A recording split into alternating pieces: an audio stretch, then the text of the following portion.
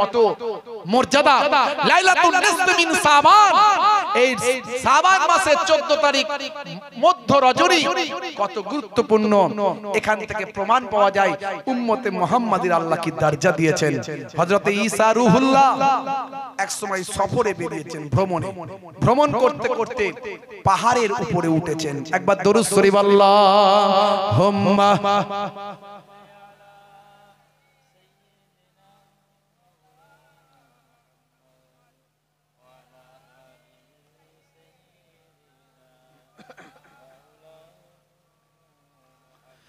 হে তরুণ যুবকেরা, হে আমার বন্ধুরা, হে আমার মুরব্বিয়ানেরা, খুবই সংক্ষেপ করে বলি, আপনাদের কষ্ট হচ্ছে তো নাকি? একটু হ্যাঁ হু দেন। অনেকে মনে মনে করছেন হুজুর সত্যি তো কষ্ট হচ্ছে, কি জি এটুকু বলবো না শেষ করে দেবো? যারা বলেন, কারা কারা চান না হাত তুলে দেখান দেখি। সত্যি চাই না মিছি? হে তরুণ যুবকেরা, হে আমার বন্ধুরা, সংক্ষেপে বলি, লম্বা চওড়া নয়। হযরতের ভাই আমার দোস্ত আমার ঈসা রূহুল্লাহ ভ্রমণে বেরিয়েছেন, সফরে পাহাড়ের উপরে উঠছেন। বাবা পাহাড়ের উপরে উঁচাইতে উঠছেন, একটু সফর করবেন, একটু যাবেন, একটু দেখবেন। হে জওয়ান যুবকেরা, পাহাড়ের উপরে যখন উঠেছেন, হযরত ঈসা রূহুল্লাহ গিয়ে দেখছেন একটা বিশাল বড় সাদা গোলাকার পাথর তিনি দেখতে পেলেন। এত সুন্দর পাথর জীবনে কখনো ঈসা নবী দেখেননি। ঈসা নবীকে আল্লাহ 5টা মুজিজা দিয়েছিলেন। ভাইরা আমার, তরুণ যুবকেরা, হযরত ঈসা রূহুল্লাহকে আমার আল্লাহ 5টা মুজিজা দিয়েছিলেন। কোন অন্ধ ব্যক্তির চোখে যদি হাত বোলাতেন, অন্ধ ব্যক্তি চোখটা না ফিরে পেতে। হে তরুণ যুবকেরা, কোন কুষ্ঠরোগী মানুষের শরীরে যদি হাত বোলাতেন, আল্লাহর হুকুমে কুষ্ঠরোগী ভালো হয়ে যেত। কোন মানুষের বাড়িতে কি খাবার তৈরি হয়েছে হযরত ঈসা রূহুল্লাহ সেটা তিনি বলে দিতে পারতেন। 3 নাম্বার। 4 নাম্বার হলো, হে জওয়ান যুবকেরা, হযরত ঈসা রূহুল্লাহ কোন মাটি দিয়ে কোন যদি পাখি বানাতেন, পাখি বানিয়ে তাতে রূহ দিতে পারতেন। রূহ দিয়ে তাকে বলতেন যাও উড়ে যাও, বলার সঙ্গে সঙ্গে মাটি দিয়ে তৈরি করা পাখি জিন্দা না জীবিত হয়ে যেত। আর 5 নাম্বার হলো, কোন মৃত কবরবাসীর ধারে হাড় হাড্ডি জড়ো করে যদি বলতেন, মৃত পশু পাখি, মৃত জীবজন্তু, মৃত মানুষ, মৃত কবরের ধারে গিয়ে যদি বলতেন, আল্লাহর ইসমে আজম পাঠ করে বলতেন, এ মুর্দা জিন্দা হো যা, বলার সঙ্গে সঙ্গে মৃত জিন্দা জীবিত হয়ে দাঁড়িয়ে যেত। জোরে হবে না? আর জোরে হবে না? সেই হযরত ঈসা রূহুল্লাহ কোথায় উঠেছেন বলেন? পাহাড়ের উপরে উঠে দেখছেন একটা বিশাল বড় সুন্দর সাদা পাথর ঝকঝক করছে। হে তরুণ যুবকেরা, হে আমার বন্ধুরা, শুনে রেখে বাবা, হযরত ঈসা রূহুল্লাহ এই সাদা সুন্দর পাথরটা দেখে আল্লাহর দরবারে শুকরিয়া আদায় করলেন। আল্লাহ, থ্যাঙ্কস টু আল্লাহ, আমার প্রভু তোমাকে ধন্যবাদ জানাই। এত সুন্দর সাদা পাথর আমি জীবনে কখনো চোখে দেখি না। আল্লাহ বললেন, হে নবী ঈসা, দাঁড়াও, অপেক্ষা করো, এর থেকে আরো সৌন্দর্য আশ্চর্যজনক জিনিস তোমাকে আমি দেখাবো। এমন কথা বলার পরে হযরত ঈসা রূহুল্লাহ অপেক্ষা করলেন। হঠাৎ করে দেখা গেল ওই পাথরটা দুটুকরো হয়ে গেল। ওই পাথরের ভিতরে একজন আল্লাহর আবেদ বান্দা আল্লাহর ইবাদতে সালাতে মশগুল ছিল। জোরে হবে না? নামাজে মশগুল আছে। সবচেয়ে বড় ইবাদত নামাজ। সবচেয়ে বড় ইবাদত কি? পাথরের ভিতরেও আল্লাহর ওলিকে দিয়ে আল্লাহ নামাজ পড়াচ্ছে। দেখেছেন নামাজ কত বড় মূল্যবান জিনিস? কিন্তু 70, 80, 90% মানুষ 5 ওয়াক্ত নামাজ পড়ে। জুম্মার নামাজও পড়ে না, পড়লে 2 রাকাত, ফাটাফাট দুটো সিজদা মেরে দে, হাওয়া গেল কোথা? ফ্রি ফায়ার খেলতে। চললো কোথায়? তাস খেলতে, জুয়া খেলতে। কপাল ফাটা মুসলমান, তো সম্পত্তি নেবে না তো কার নেবে রে ভাই? ধর্মই মানিস না তো বলবে তো মসজিদের কি দরকার? তুই 2 রাকাত পড়িস, জুম্মার দিনে যাস, তো মসজিদের 2 রাকাত নামাজ পড়ি, তো মসজিদের কি দরকার? অত বড় মসজিদ। তো এই জন্যই তো আজকে আমাদের এই কপাল ফেটে গেছে। রাগ করবেন না, দুঃখ দিচ্ছি না আমি, শুধু আপনাদের বলছি না, এই ইন্টারনেটের মাধ্যমে লক্ষ লক্ষ মানুষ শুনবে এই বক্তব্য। আমি সবার উদ্দেশ্যে বলছি, বার্তা সবার কাছে যাক। আমরা আমাদের মসজিদে থাকছি না, মসজিদ পছন্দ করছি না, নামাজ বেশি পড়ছি না। আপনারা তো এলাকার মানুষ ভালো, জালসার মজলিসে রাত্রি 1টার সময় পুরো ভর্তি হয়ে প্যাকড আপ হয়ে বাইরে বসে আছেন। অন্যান্য জায়গায় জালসার মজলিসে লোক থাকে না, মেলা মেলা দেয়, মেলা এখন মেলা দেয়, মেলা বলছে মেলা দিবি, কত টাকা নিবি বল, চাঁদা দেব। মেলা দিবি না, কোনো চাঁদা হবে না। জলসা কমিটির লোকেরা আফসোস করছে, হুজুর মেলা যদি না দিই লোকে বলছে চাঁদা দেবো না, কি করবো হুজুর বলুন? কেন মেলা মেলা দেবে? বলতে হুজুর মেলা দিলে আমাদের ঘরের মেয়েরা একটু খেলবে, নাগরদোলনায় চাপবে, হ্যাঁ একটুখানি ওই হাতে এ দেবে, একটু আনন্দ করবে না বছরে। সর্বনাশ, তোমার মেয়ে ফুচকা খাবে, ফোন নাম্বার দেবে, জানো তুমি? ফোন নাম্বার নেবে আর ফোন নাম্বার দেবে, তারপরে দেখবে একদিন ফুরুত করে পাখি উড়ে চলে গেছে। তারপরে বললে হবে না আমার মেয়ে কেন চলে গেল, আমার ছেলে কেন চলে গেল, তোমার জন্যই গেছে। এই জন্য তো ইসলামে বলা হয়েছে একজন মহিলা যদি জাহান্নামে যায় 4 জনকে সঙ্গে নেবে। বাপকে নেবে, বড় ভাইকে নেবে, ছেলেকে নেবে, স্বামীকে নেবে। বড় ছেলেকে নেবে, বড় ভাইকে নেবে, বাপকে নেবে আর স্বামী নেবে, কারণ এক একটা সময় এই 4 জনই তার গার্জিয়ান। অত সহজ নয়। ইসলামটা যদি ভালো করে মানতাম জীবনটা ধন্য হয়ে যেত। রাগ করবেন না, বাপ কষ্ট দিতে আসেনি, হাত জোর করে বলে। হে তরুণ যুবকেরা, এর জন্য বলি নামাজি হয়ে যা, সব সমস্যার সমাধান হলো নামাজি। আমার আল্লাহ কোরআন মাজিদের ভিতরে বললেন ইন্নাস সালাতা তানহা আনিল ফাহশাই ওয়াল মুনকার, নিশ্চয় নামাজ তোমাকে অশ্লীলতা অন্যায় থেকে দূরে সরিয়ে দেবে। হে তরুণ যুবকেরা, নামাজ ছেড়ে দেবেন না।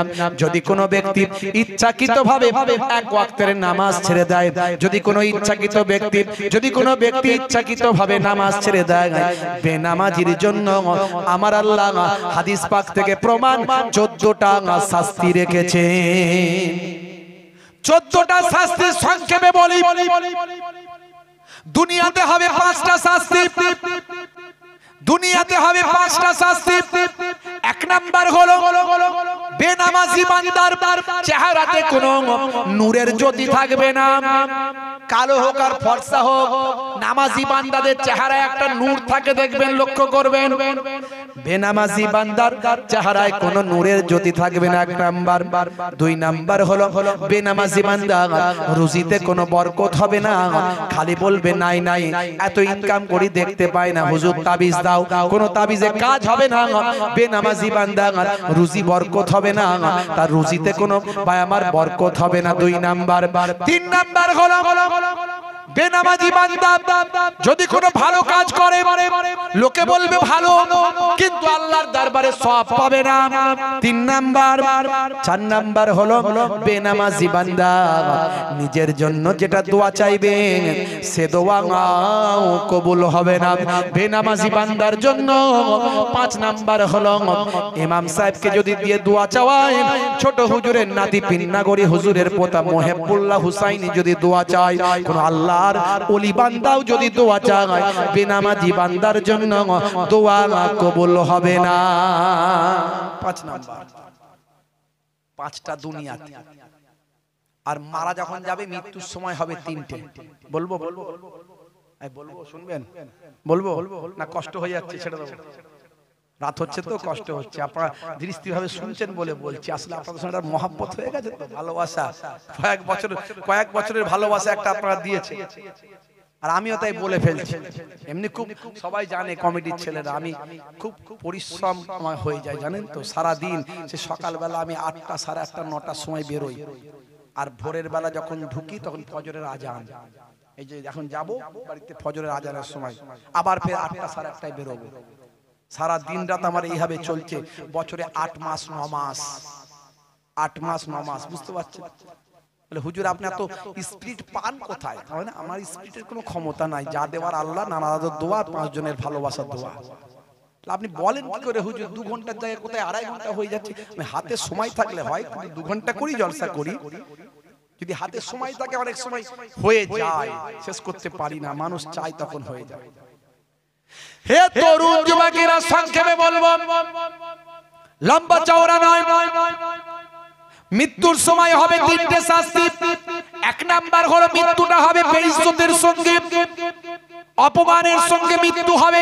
হে বেনামাজি, আজ থেকে প্রতিজ্ঞা করুন নামাজি হবেন, মৃত্যুটা হবে বেইজ্জতের সঙ্গে মৃত্যু।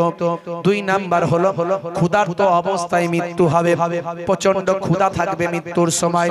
3 নাম্বার হলো প্রচন্ড পিপাসা থাকবে মৃত্যুর সময়। বেনামাজি বান্দার এই 3টে শাস্তি মৃত্যুর সময় হবে। আর কবরে গেলে 3টে, কবরে গেলে কটা? 3টে। কি কি না, কবরে গেলে কবরের একদিকের মাটি অপর দিকের মাটির সঙ্গে মিশে বেনামাজিকে পিসাই করতে থাকবে, আবার গোটা করবে, আবার পিসাই করে দেবে, আবার গোটা, আবার পিসাই। এটা একটা। 2 নাম্বার হলো কবরে আগুনের কুণ্ডু বানিয়ে দেওয়া হবে, 2 নাম্বার। 3 নাম্বার হলো কবরে একটা সুজা আকরা নামক একটা ভয়ঙ্কর সাপ একটা নিযুক্ত করা হবে, যে সাপটাকে দংশন করতে থাকবে। সেই সাপের সম্পর্কে বলা হয়েছে যদি পৃথিবীর মাটিতে একবার নিঃশ্বাস ফেলতো সেখানে আর কোনোদিন ঘাস জন্ম হতো না। এইরকম একটা সাপ তার কবরে নিযুক্ত করা হবে। এই কথাটা বললে অনেকে বলে হুজুর আমরা তো কবরের ধারে যাই মাঝে মাঝে, বল খেলতে গিয়ে বলটা পড়ে যায়, তখন গিয়ে একজন দাঁড়ায় আর একজন কবরে নেমে তুলে নিয়ে চলে আসি, কই কোনো সাপও দেখি না, আর কোনো আগুন ফাগুনও পাই না, আর মাটি পিছায়ও করছে, বুঝতে পারি না। আমি বলি একটা উদাহরণ দিতে হলে, কি উদাহরণ না, সবাই জেগে আছে, আপনি ঘুমিয়ে আছেন, হঠাৎ ঘুমের মধ্যে আপনি দেখছেন স্বপ্ন। কি স্বপ্ন দেখছেন? আপনি দেখছেন রাস্তায় যাচ্ছি, গাড়ি অ্যাক্সিডেন্ট হয়ে পানিতে পড়ে গেছে, আপনি গাড়ির ভিতরে আছেন, হাবুডুবু খাচ্ছেন, পানি ঢুকছে, আপনি বাঁচার চেষ্টা করছেন, পারছেন না। এই যে প্রাণপণ যুদ্ধ লড়াই পানির ভিতরে চলছে, কেউ সহযোগিতা করার নাই, তখন আপনি চিৎকার করছেন বাঁচাও, কেউ বাঁচাতে আসেনি। এই কঠিন পরিস্থিতির মধ্যে আপনি ডুবে যাচ্ছেন, মারা যাচ্ছেন, মারা যাওয়ার আগে হঠাৎ করে আপনার ঘুমটা ভেঙে গেল।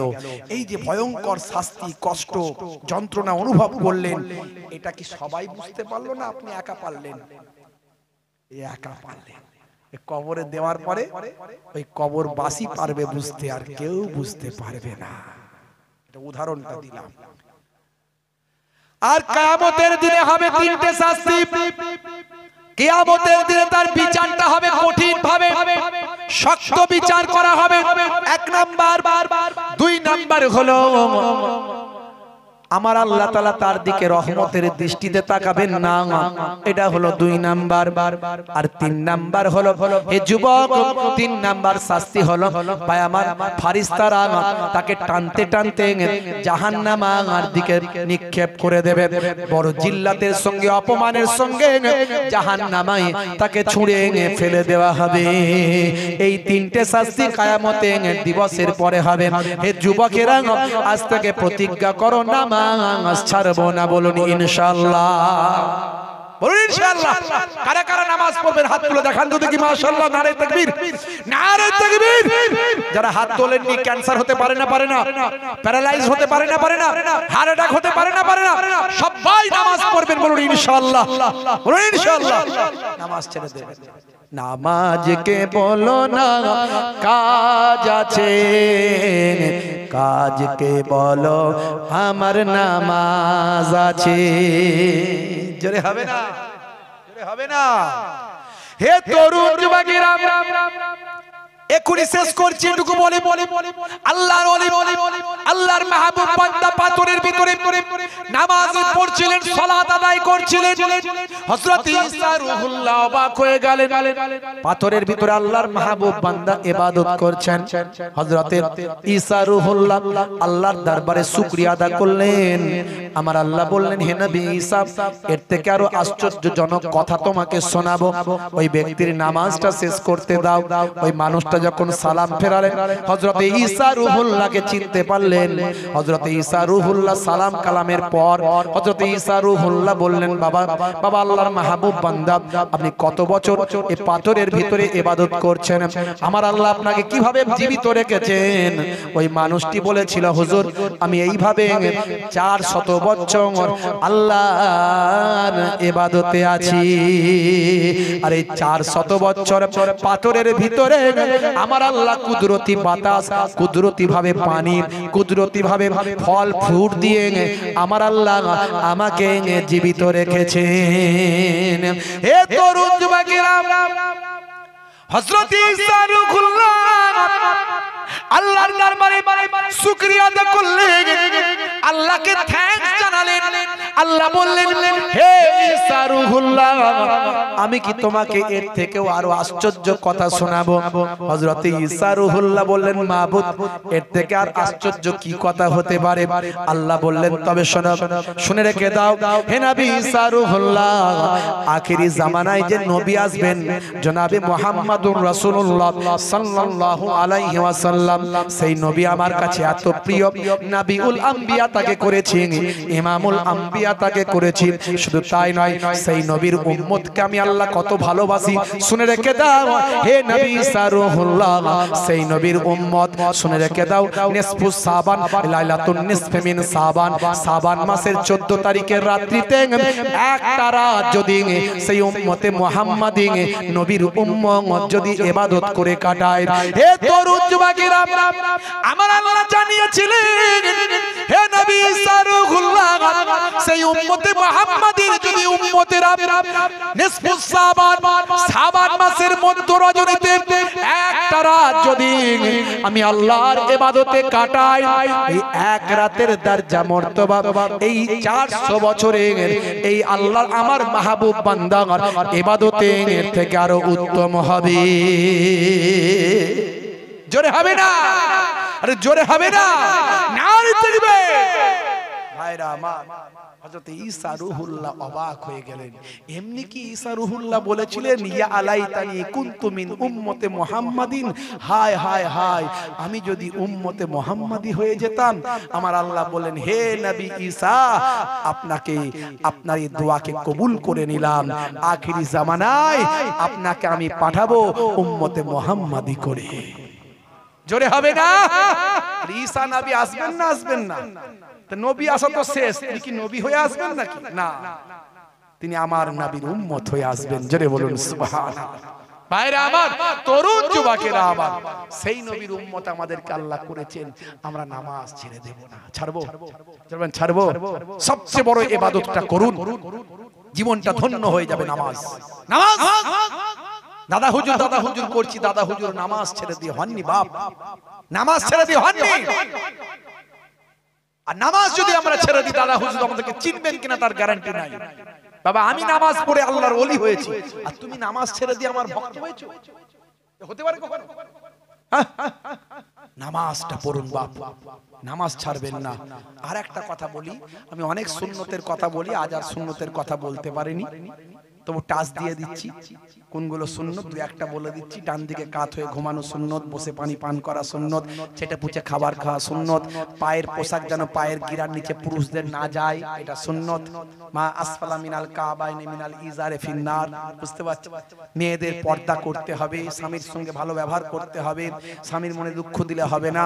ভাই আমার পিতামাতার সেবা করতে হবে, শ্বশুর শাশুড়ির সেবা করতে হবে। ছেলেরা স্ত্রীর সঙ্গে খারাপ ব্যবহার করবে না, খারাপ আচরণ করবে না।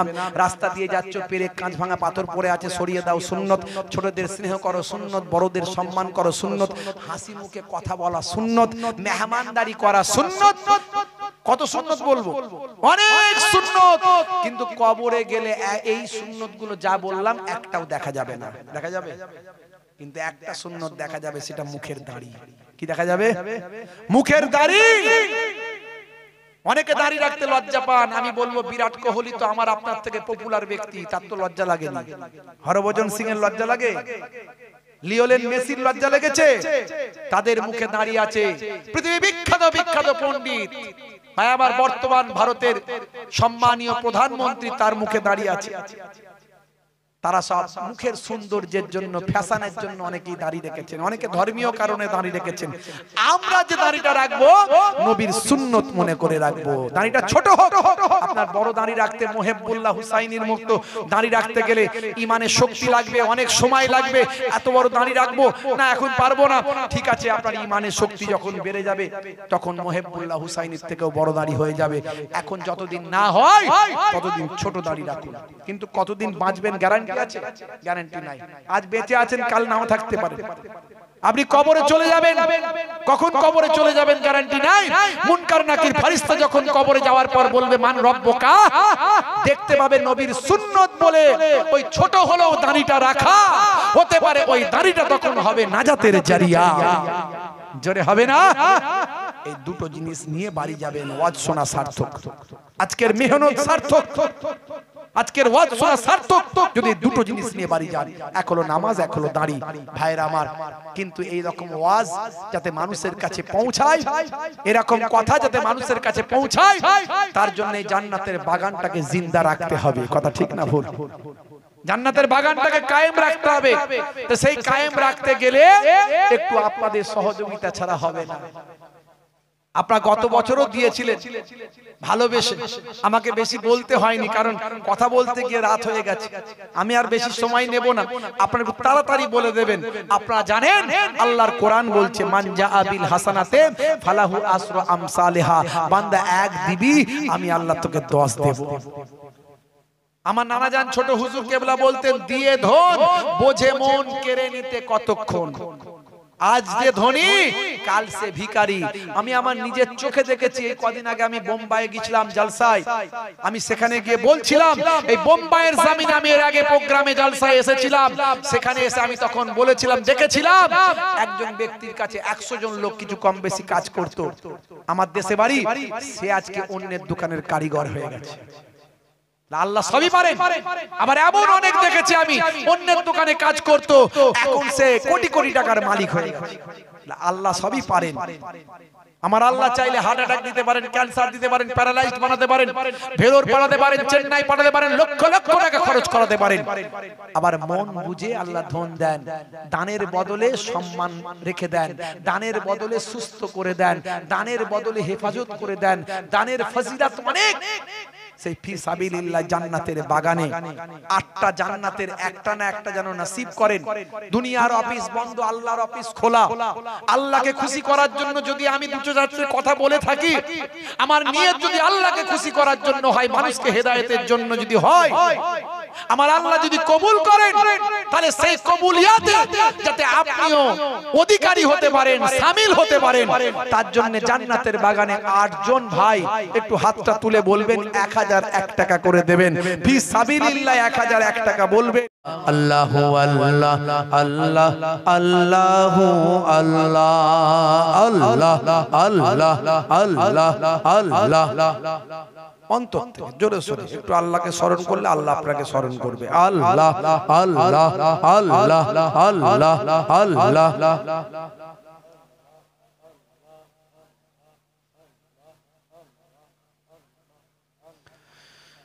माँ के पेट में जान मांगे ओ देता है, माँ के पेट में जान मांगे ओ देता है, ओ माँ के पेट में जान मांगे ओ देता है, माँ के पेट में जान मांगे ओ देता है, फिर भी बंदा नाशुक्री क्यों करता है, फिर भी बंदा नाशुक्री क्यों करता है, खालिक मालिक अल्लाह है, बस अल्लाह है, खालिक मालिक अल्लाह है, बस अल्लाह है। अल्लाह अल्लाह अल्लाह अल्लाह अल्लाह অন্তর থেকে আল্লাহ আল্লাহ আল্লাহ আল্লাহ। दरवाजे बंद करके गुनाह क्यों करता है, दरवाजे बंद करके गुनाह क्यों करता है, ओ दरवाजे बंद करके गुनाह क्यों करता है, दरवाजे बंद करके गुनाह क्यों करता है। तन्हाई में देखने वाला अल्लाह है, तन्हाई में देखने वाला अल्लाह है, खालिक मालिक अल्लाह है, बस अल्लाह है, खालिक मालिक अल्लाह है, बस अल्लाह है।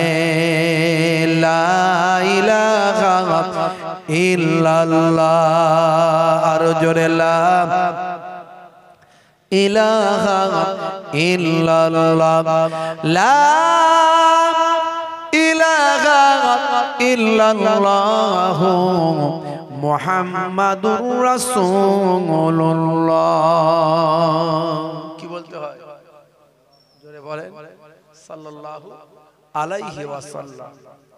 মাশাআল্লাহ, দীর্ঘ সময় ধরে আমার ছোট ভাই, মামাতো ভাই, পীরের আওলাদ মাশাআল্লাহ তিনি আলোচনা করেছেন। কি গো আপনাদের তো মোটামুটি মাশাআল্লাহ চাহিদা সব পূরণ হয়ে গেছে, আর আমি তো পুরানো মানুষ, বিগত কয়েক বছর ধরে আসছি, কি আমাকে হয়তো আর ভালো লাগছে না, কি জি আমি এসেছি, আপনারা খুশি না বেজার? খুশি? আচ্ছা এবারে বলেন কারা কারা খুশি নয় হাত তোলেন তো দেখি। অনেকগুলো লোকই হাত তুলেছে, কি জি তার মানে আপনারা খুশি নয়, তাই তো নাকি? না হুজুর একটু মিস্টেক হয়ে উঠে গেছে হাতটা, তাই তো। আসলে রাত হয়েছে আমি বুঝি, কি জি রাত হয়েছে এটা আমি বুঝি, তো সেই জন্য খুব লম্বা চওড়া নয়, খুব বেশি সময় নয়, অল্প কিছু সময় আলোচনা করে শেষ করব। আল্লাহ করে আপনারা এই রাজাপুর এলাকার মানুষ, আশপাশের মানুষ, খুব মহাব্বতের মানুষ, আমার খুব ভালোবাসার মানুষ, আপনারা ভালোবাসেন, তো আপনাদের কাছে কিছু বার্তা দেওয়ার আছে। খুব কঠিন বিপদের মধ্যে দিয়ে আমরা যাচ্ছি, আপনারাও খুব বিপদের মধ্যে আছেন, কিন্তু অনেকে খোঁজ খবর জানেন না বলে কিছু বুঝতেই পারছেন না, কিছু বুঝতেই পারছেন না।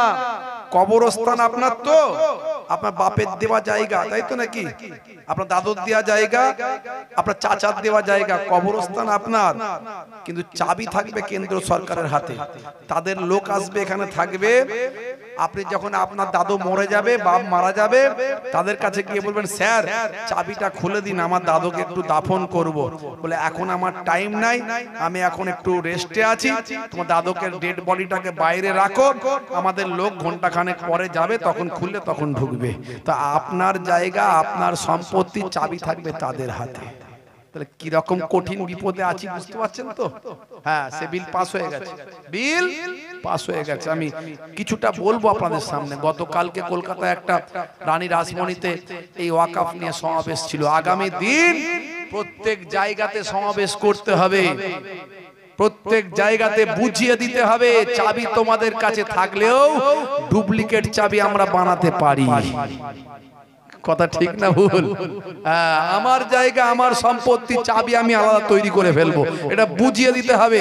আর তোমার লোক চাবি খুলতে এলে তাকে ভালো করে মিষ্টি খাওয়াবো আমরা, সেটা বুঝে নিতে হবে।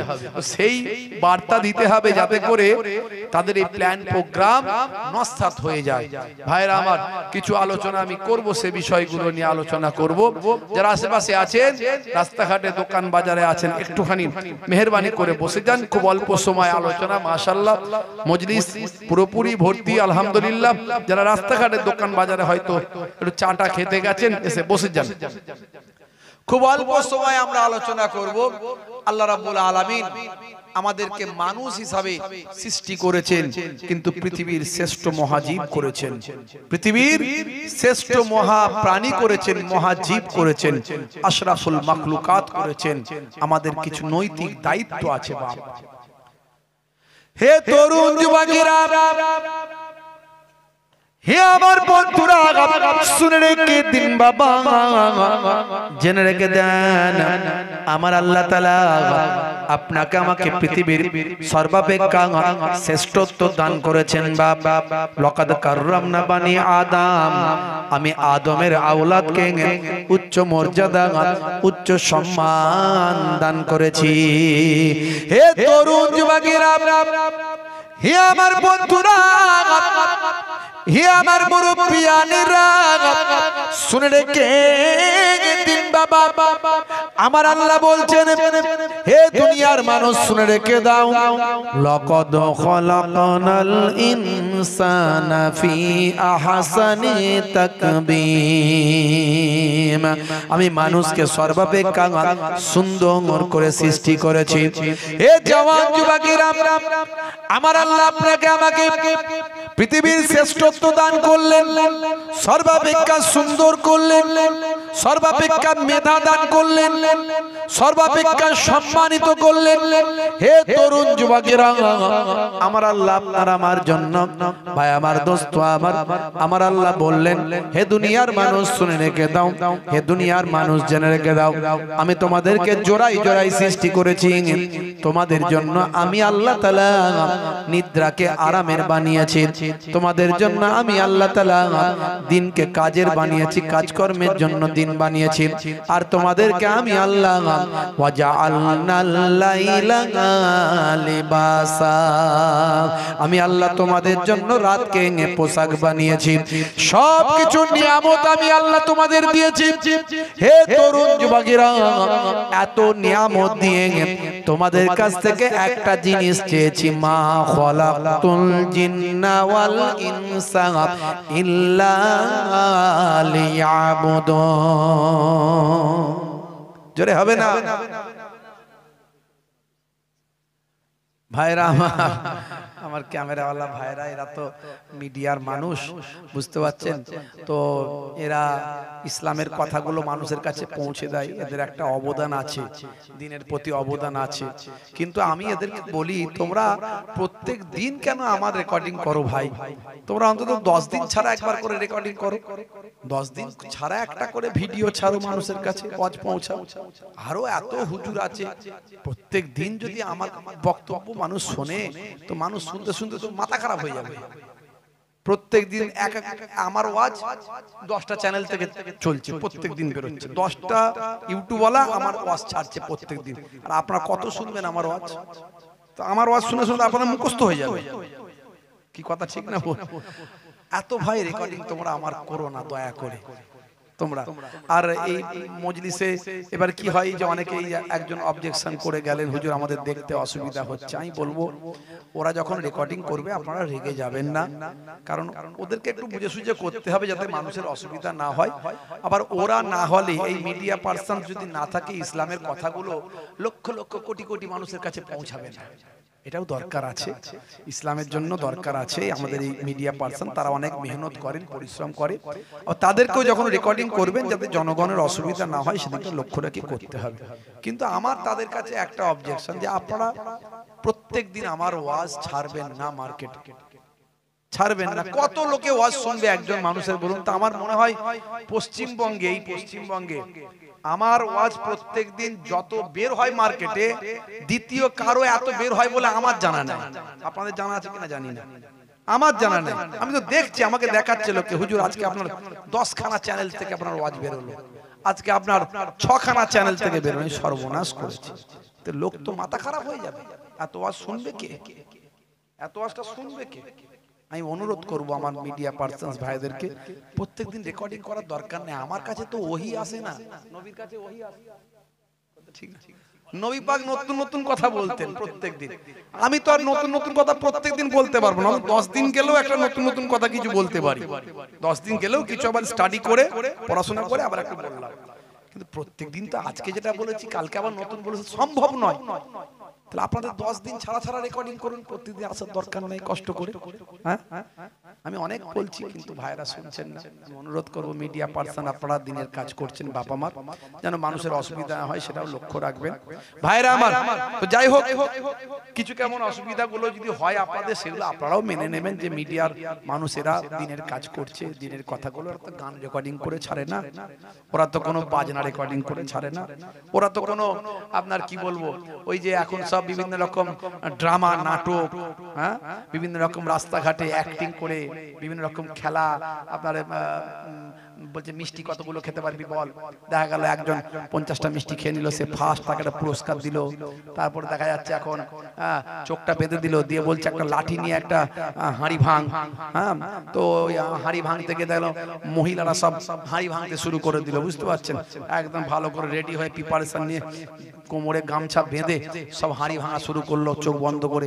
সেগুলো ভিডিও করেছে, অনেক ভিউজ হয় সেগুলোতে, সব বলে শুনেছি।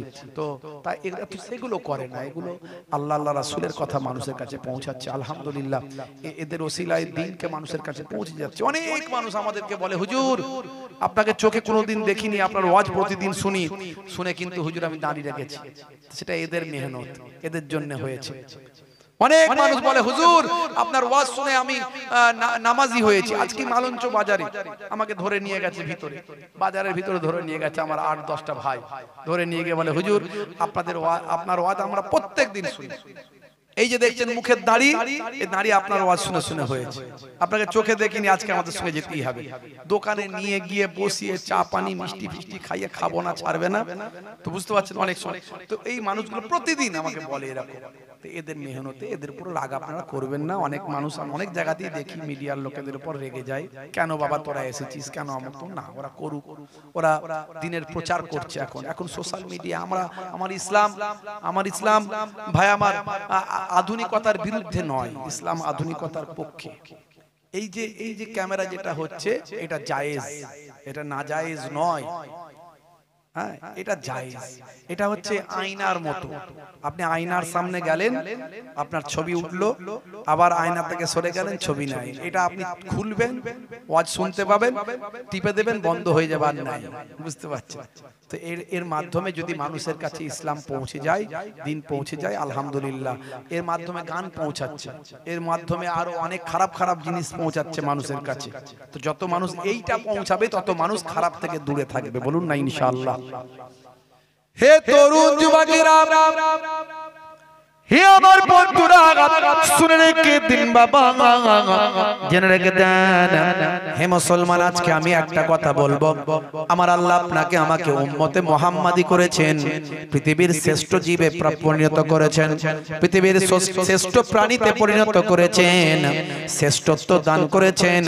দান করে আল্লাহ বললেন তোমাদের কাছে একটা জিনিস আমি চেয়ে নিলাম। হে জওয়ান যুবকেরা, হে আমার বন্ধুরা, এত কিছু নিয়ামত দিয়েছি তোমাদের জন্য, জমিনকে মাটিকে তোমাদের জন্য, তোমাদের ছাদ আসমানকে ছাদ বানিয়েছি, মাটিকে তোমাদের জন্য বিছানা বানিয়েছি, তোমাদেরকে জোড়াই জোড়াই সৃষ্টি করেছি, তোমাদের জন্য রাতকে আমি আল্লাহ পোশাক বানিয়েছি, দিনকে রুজি রুটির বানিয়ে দিয়েছি। আমার আল্লাহ সূরা নাবার ভিতরে সব কিছু বলেছেন, ওয়া খালাকনাকুম আজওয়াজা, আমি আল্লাহ তোমাদেরকে জোড়ায় জোড়ায় সৃষ্টি করেছি। হে তরুণ যুবকেরা, আমার আল্লাহ তো কিছু দিয়ে বলেন তোমাদের কাছ থেকে একটা জিনিস চেয়েছি, সেটার অন্য কিছু নয়, সেটা হলো তোমরা আমার ইবাদত করবে। ইবাদতটা হবে কার? জোরে বলেন কার? ইবাদত হবে কার? ইবাদত হবে কার? একমাত্র ইবাদত হবে কার? আল্লাহর।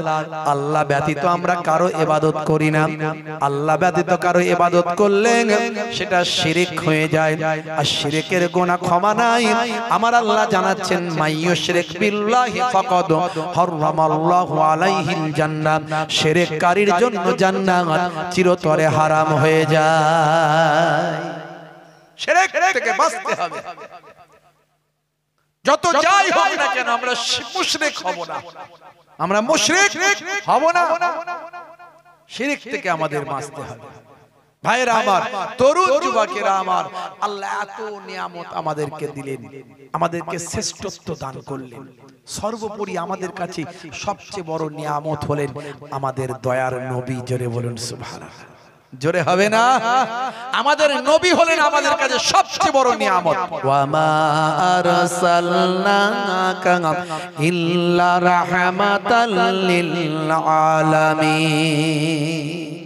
সারা আলামের জন্য আমার আপনার নবীকে আল্লাহ রহমত করে পাঠিয়েছেন। জোরে বলুন সুবহানাল্লাহ। রাহমাতুল লিল আলামিন করেছেন, দয়ার নবী মায়ার নবী করেছেন।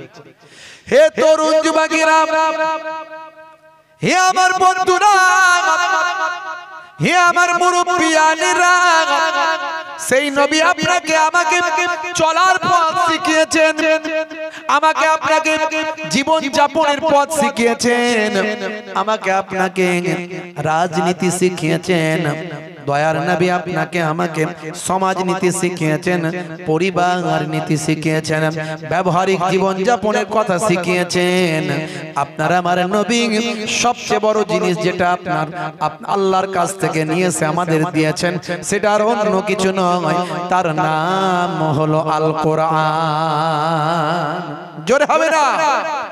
আমার আল্লাহ সেই কোরআন মাজিদ সম্পর্কে বলছেন, হে দুনিয়ার মানুষ শোনো, জালিকাল কিতাব লা রাইবা ফীহি হুদাল লিল মুত্তাকিন। এটা হলো সেই কিতাব যাতে কোনো সন্দেহের অবকাশ নাই। মুত্তাকি বান্দারা এই কিতাব থেকে হেদায়েত প্রাপ্ত হয়। হে দুনিয়ার মানুষ শোনো, নাহানু নাযালনা যিকরা ওয়া ইন্না লাহু লাহাফিজুন। এই কোরআন মাজিদ আমি আল্লাহ নাজিল করেছি, আর এর হেফাজতের দায়িত্বটাও আমি আল্লাহ গ্রহণ করেছি। আজকে সেই নবীর আদর্শ, আজকে সেই কোরআনের নির্দেশ, কোরআন মাজিদের অলৌকিকতা, কোরআন মাজিদের বক্তব্য, আমার নবীর আখলাক, আমার নবীর চরিত্রে সারা পৃথিবীর মানুষ মাশগুল হয়ে যাচ্ছে। আজকে বেদিনদের, ইহুদ নাসারারা আজকে ভীত, ভয় পাচ্ছে। কিসের ভয় পাচ্ছে? তারা ভয় পাচ্ছে, তারা গবেষণা করে নিয়েছে আগামী 2050 সালের মধ্যে পৃথিবীর সর্বাপেক্ষা ভালোবাসার একটা রিলিজিয়াস একটা ধর্ম, পৃথিবীর সর্বাপেক্ষা গ্রহণযোগ্য এবং মানুষের সর্বাপেক্ষা প্রিয় একটা ধর্ম, যেটা আগামী 50 সালে 2050 সালের মধ্যে হবে, সেটা এক নম্বরে থাকবে। সেই ধর্মটার রিলিজিয়াসটার নাম হলো ইসলাম। তাই তারা পরিকল্পনা করছে, ছক তৈরি করছে, কিভাবে ইসলামকে মানুষের কাছে খারাপ বলে প্রমাণিত করা যায়, কিভাবে ইসলামকে মানুষের কাছে একটা নিকৃষ্ট ধর্ম বলে প্রমাণ করা যায়। ইসলাম ধর্ম সম্পর্কে মানুষের কাছে ভুল মেসেজ কিভাবে দেওয়া যায়, তারা বিভিন্ন ভাবে হোমওয়ার্ক করে তারা পরিকল্পনা করে ইসলাম ধর্মকে খারাপ বানানোর জন্য সর্বাপেক্ষা দুটো বড় জিনিস বেছে নিয়েছে। একটা হলো আমার নবীকে কলঙ্কিত করতে হবে, 2 নাম্বার হলো কোরআনকে ভুল প্রমাণিত করতে হবে। কটা পথ অবলম্বন করেছে? সর্বাপেক্ষা বড় পথ দুটো। একটা হলো আমার নবী ছিলেন খারাপ।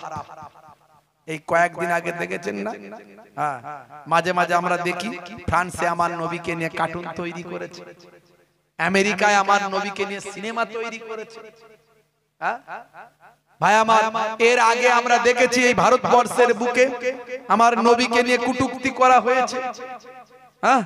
এই কয়েকটা দিন আগে এই তন্ময় বাবু বলে একজন রাজনীতির নেতা, তিনি আবার আমার নবীকে বলছে যে আমার মুহাম্মদ সাল্লাল্লাহু আলাইহি ওয়াসাল্লাম, মুহাম্মদ, আমরা বলি সাল্লাল্লাহু আলাইহি ওয়াসাল্লাম, বলছে মুহাম্মদ তিনি তো ছিলেন একজন যোদ্ধা, এক হাতে তার তলোয়ার ছিল আর এক হাতে ছিল হাদিস। বলুন না নাউজুবিল্লাহ, জোরে বলুন নাউজুবিল্লাহ।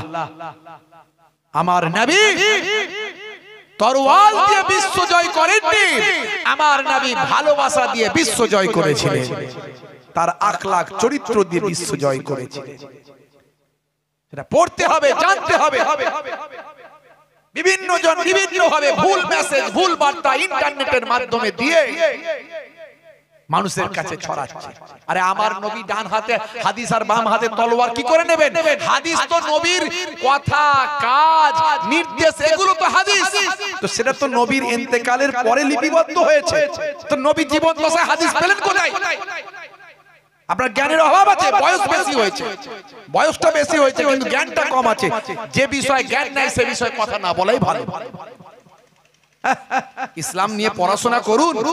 ইসলাম, I S L A M, Islam, I for I, S for should, L for love, A for all, M for mankind, I should love all mankind. অর্থাৎ আমার উচিত সারা বিশ্বের মানুষকে ভালোবাসা। যিনি সারা বিশ্বের মানুষকে ভালোবাসতে পারলেন তিনি আমার নবীর একটা আদর্শকে অনুসরণ করলেন। ভাইরা আমার, इस्लाम अंधे को रास्ता दिखाने का नाम है इस्लाम, प्यासे को पानी पिलाने का नाम है इस्लाम, भूखे को खाना खिलाने का नाम है इस्लाम। पानी प्यासे को पिलाने का नाम है इस्लाम, अमानत का नाम है इस्लाम, इबादत का नाम है इस्लाम और मोहब्बत का नाम है इस्लाम। जोरे हवे ना इस्लाम सम्पर्के आपनाके जानते हबे কি আদর্শ, কি চরিত্র ইসলাম দেখিয়েছে। ভাইরা আমার, করোনার সময় আপনারা দেখেছেন যেখানে মানুষ, একজন ব্যক্তি ছেলে তার বাপের ডেড বডি হাত দিতে চায় না, মেয়ে তার মায়ের ডেড বডি হাত দিতে চায় না, স্বামী বাড়িতে ঢুকলে স্ত্রী বাসে করে কাপড় দিয়ে বলছে আগে ভালো করে স্নান করে গোসল করে লে ধুয়ে স্যানিটাইজার মেখে টেকে নিয়ে তারপরে এসো, তুমি খাটে শো, আমি নিচে, বাইরে থেকে করোনা নিয়ে এসে আমার গায়ে ঢোকাবে না। সেই জায়গায় মুসলমানরা সে সময় করোনার ভয় না পেয়ে এমন অনেক আমরা দেখেছি তারা সেই সময় পথে নেবে মানুষের সেবা করেছে। ডেড বডি ভাই আমার হাত দেওয়ার কেউ নাই। মুসলমানদের যুবকেরা বলেছে আমরা মৃত্যু আল্লাহকে ভয় করি, আল্লাহই মওত দিতে পারে বিশ্বাস করি। তো ডেড বডি হাত দেওয়ার যখন কেউ নাই আমরা হাত দেব, দিয়ে তার শেষকৃত্য সম্পন্ন করব। এরকম অনেক ঘটনা ঘটেছে। ভাইরা আমার, তরুণ যুবকেরা আমার, মুরব্বিয়ানিরা আমার, বন্ধুরা আমার, মুসলমানরা যুগে যুগে সময়ে সময়ে তারা প্রমাণ করেছে তারা ইসলামের আদর্শ মেনে চলেছে, মানুষের পাশে দাঁড়িয়েছে, এই আদর্শ তারা দেখিয়েছে। আজকে আমি যখন বক্তব্য রাখছি আপনারা জানেন বিগত দুদিন আগে মঙ্গলবার ভাই আমার উত্তরপ্রদেশের কুম্ভ মেলায় পদপিষ্ট হয়ে সরকারি মতে বলছে অন্তত 30 থেকে 40, কিন্তু বেসরকারি মতে যা বলছে সেটা কয়েক শত হবে, কিছু কম বেশি। বহু মানুষ সেখানে পদপিষ্ট হয়ে মারা গেছে। ভরাক্রান্ত হৃদয়ে বলছি আমি অত্যন্ত দুঃখিত। আমি আমার দেশের ভাই বোন মারা গেছে, হোক না সে হিন্দু ভাইরা, হোক না সে মুসলমান, সবচেয়ে আগে বড় পরিচয় তার নাম ইনসান। কথা ঠিক না ভুল? আমার নবী এই আদর্শ দেখাতে বলেছে সবচেয়ে আগে মানুষ, মানুষকে তুমি ভালোবাসো। আজকে সেই কুম্ভ মেলায় যে ঘটনাটা ঘটেছে এটা চরম তদন্ত করা উচিত, যেটা ইচ্ছাকৃতভাবে ঘটানো হয়েছে কিনা। ভাই আমার, সরকারি ভাবে গোপন করা হচ্ছে, তথ্য গোপন করা হচ্ছে বলে মিডিয়ায় খবর করা হয়েছে। কেন গোপন করা হবে?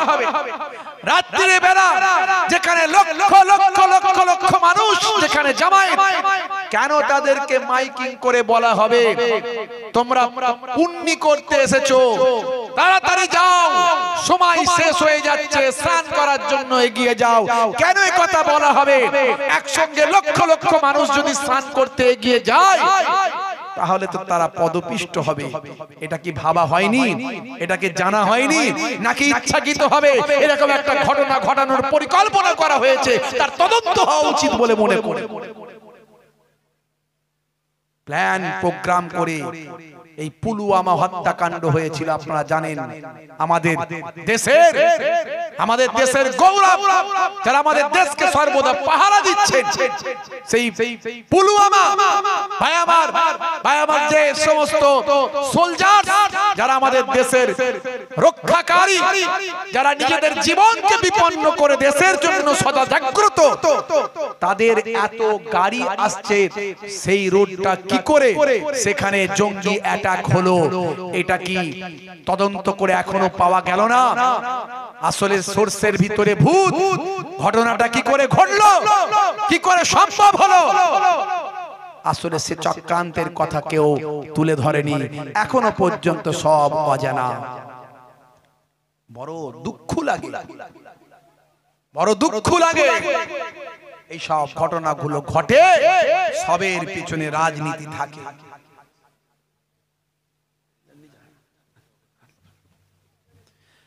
হে তরুণ যুবকেরা, হে আমার বন্ধুরা, শুনে রেখে দিন বাবা, জেনে রেখে দেন, এই কুম্ভ মেলাতে আপনাদের তথ্যটা দিয়ে যায়। শুনুন ভাইরা আমার, তরুণ যুবকেরা, এত বিশাল ঘটনা ঘটে গেল।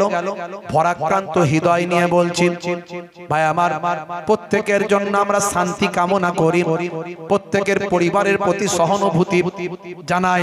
যে ঘটনাখানা ঘটেছে, হে যুবকেরা শুনে রেখে দেন ভাই আমার, দোস্ত আমার, উত্তরপ্রদেশ সরকার এর কোনো দায় অস্বীকার করতে পারবে না।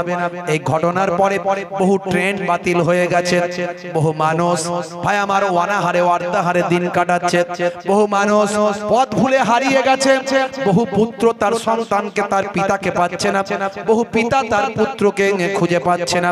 এইভাবে দিকভ্রান্ত হয়ে মানুষ ছড়িয়ে ছিটিয়ে পড়েছে, লক্ষ লক্ষ মানুষ সেখানে ভাই আমার সব পথ হারা হয়ে গেছে, মানুষ একে অপরকে হারিয়ে ফেলেছে, বহু ট্রেন ক্যান্সেল হয়ে গেছে, বিভিন্ন স্টেশনে মানুষ দাঁড়িয়ে গেছে।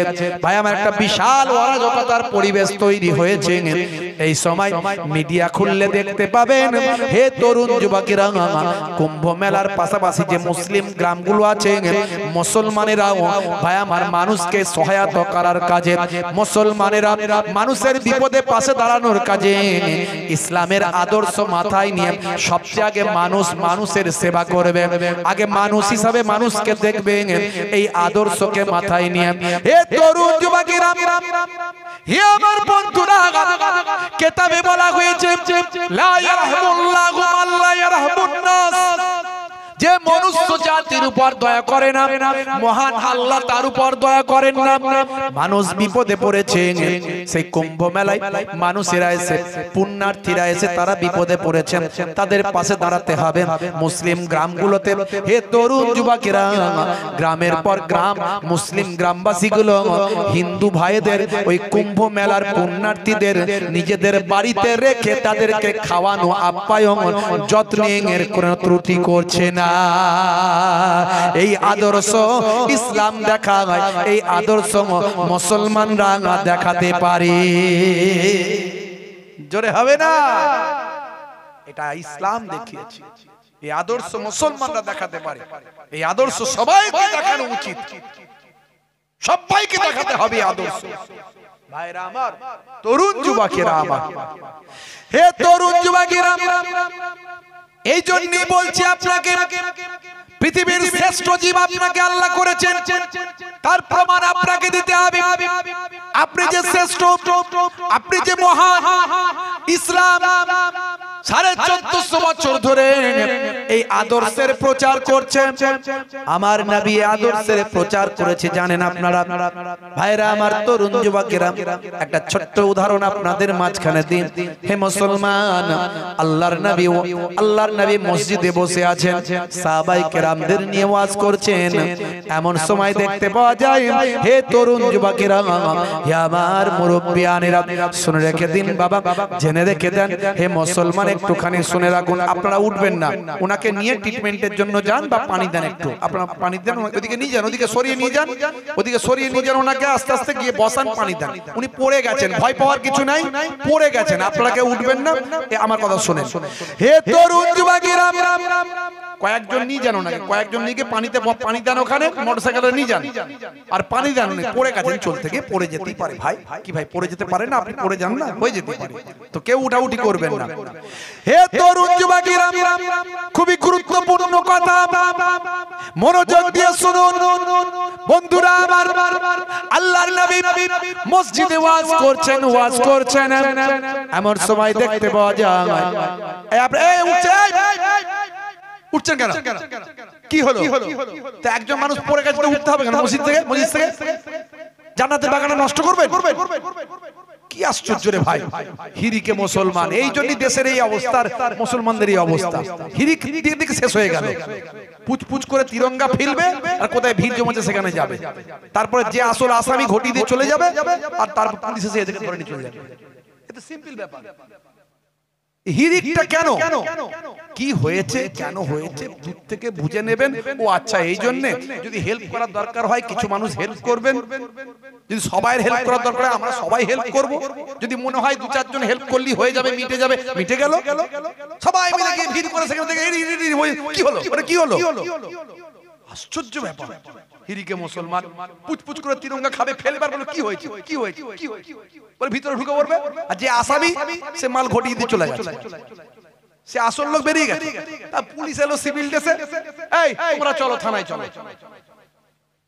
আমি কিছু করিনি, করুনি, তুমি তো আসল লোক, চলো। তারপরে খেলা সামলাও, এবার 33টা মামলা খাও, কোর্টে চলো, কাজ হবে। হিরিক দিকে দেখে শেষ হয়ে গেল মুসলমান, মাথায় কিছু নাই। রাগ করবেন না, আমি আপনাদেরকে দুঃখ দিচ্ছি, এটা একটা শিক্ষামূলক কথা বললাম, এটা কিন্তু প্র্যাকটিক্যাল যেটা ঘটছে। আমি যদি এটা না কথা বলতাম না, এখান থেকে 100টা লোক উঠে চলে যেত, 100টা লোক উঠে চলে যেত এখান থেকে। এটা সব জায়গায় ঘটে, সব জায়গার ঘটনাটাকে আমি এক জায়গায় বললাম। এটা করবেন না অন্তত দয়া করে, দূর থেকে খবর নেবেন, কি হয়েছে, কেন হয়েছে, কি তথ্য জেনে নিয়ে যদি মনে হয় যাওয়া দরকার, ফাঁসবেন না তখন যাবেন। যদি মানে বাবা আমি গেলে ফেঁসে যাব, যাওয়ার দরকার না। কেন কোনো ঝামেলা জড়াতে যাবেন কেন? দরুদ শরীফ, আল্লাহুম্মা সাল্লি আলা।